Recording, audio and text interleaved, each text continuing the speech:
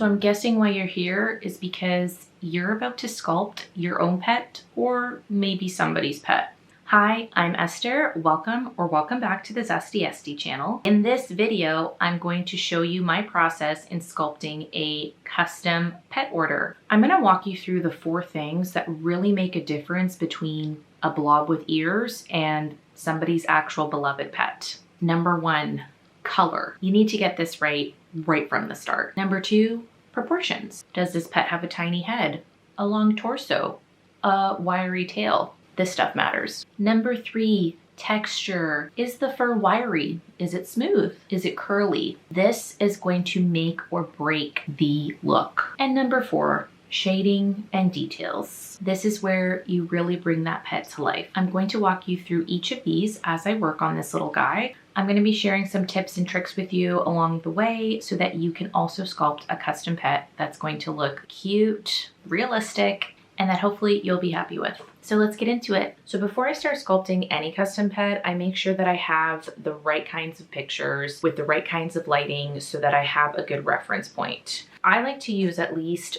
3 pictures, if not 4 if possible. And what I do is I just print them out so that I have them to reference back.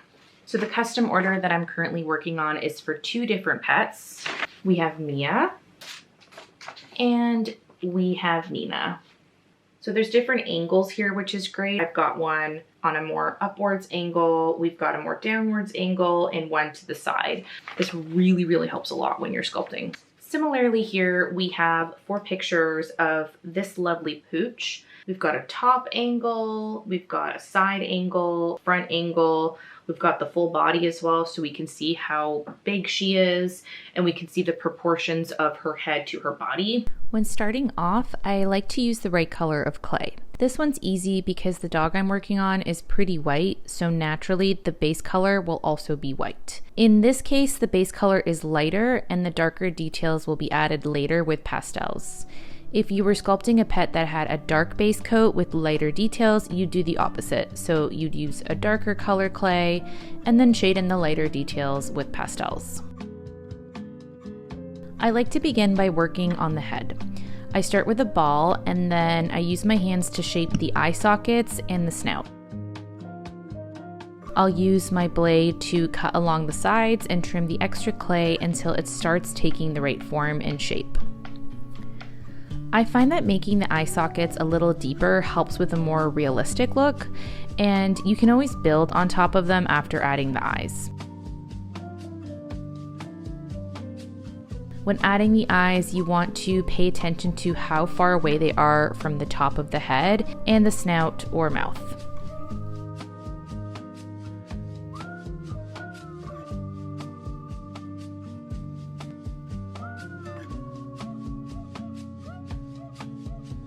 I'm now adding more clay around the eye area and using the back of my blade to start adding texture.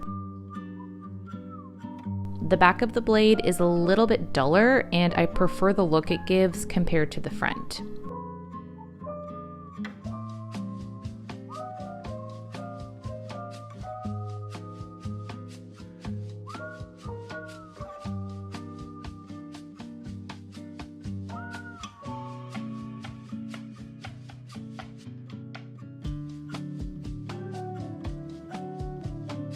So when it comes to texture and proportion, I'm usually switching back and forth.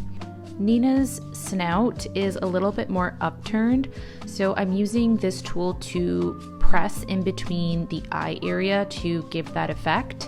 And once I have the shape that I'm happy with, I'll go ahead and add some more texture on top. As you can see, I am using this little container to prop up the head as I'm adding the texture, and this just really helps me see the whole head, and it also helps me not smudge the head as I'm adding the texture. So I would recommend using a little container or something that you can elevate your piece with while adding texture and details.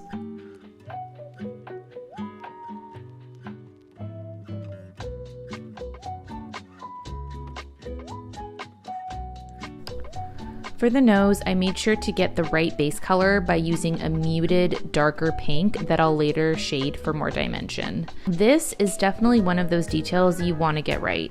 You want to make sure that the proportions are correct, the size of the nose, and the placement of it in relation to the eyes and the mouth.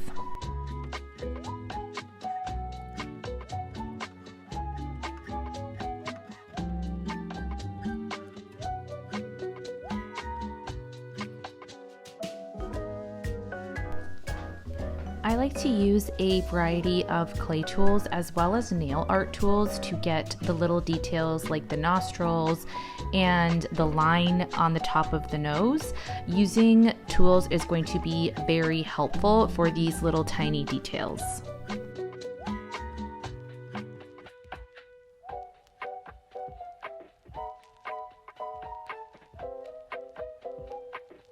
I would recommend adding the ears last. They do tend to get in the way if you work on them first.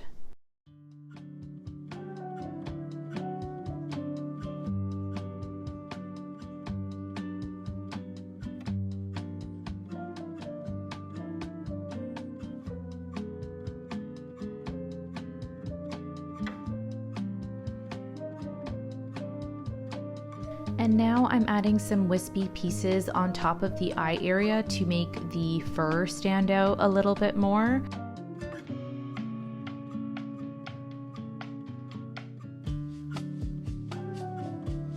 And I'm also going to be adding some gray to the mouth area since our girl's mouth is a little bit darker, so adding in that detail to make sure that it matches the picture.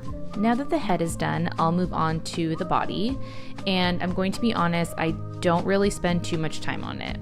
I really think that the focal point is the face of the dog. Unless there was a detail on the body that was very specific to the pet, I generally focus more on the face and spend a little bit less time on the body.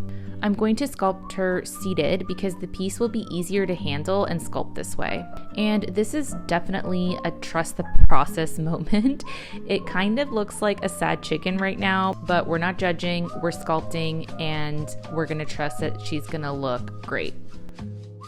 You want to make sure that the chest and torso area match the dog you're sculpting. And again, you want to keep referencing your pictures to make sure they relatively match.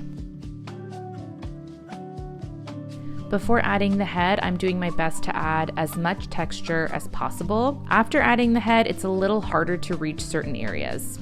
I also like to use a wire to secure the head on. It just helps keep everything together.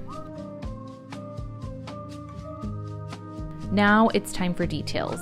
I'll go ahead and add on the eyeballs, as well as a collar if it's requested, and then I'll move on to shading. For shading, I like to use chalk pastels. I think they work really well for adding detail. You don't have to go crazy, a little goes a long way, and if you add a little too much, you can always take some off with a Q-tip dipped in alcohol. Because she's mostly white, I'm going to add a little bit of a tan color to give her dimension, but that's pretty much it.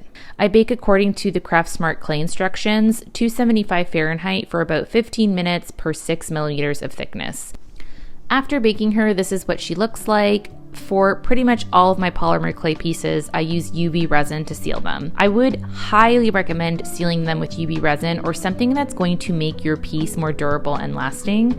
If you don't seal it, your pastel shading could rub off or fade, the eyeballs could fall off, and the piece could break a lot more easily. I like to glaze and cure in sections. It makes the process a little more manageable, and I find my pieces always look neater when I do it this way. I usually cure each section for about 3 to 3.5 minutes to make sure it's properly cured and not sticky.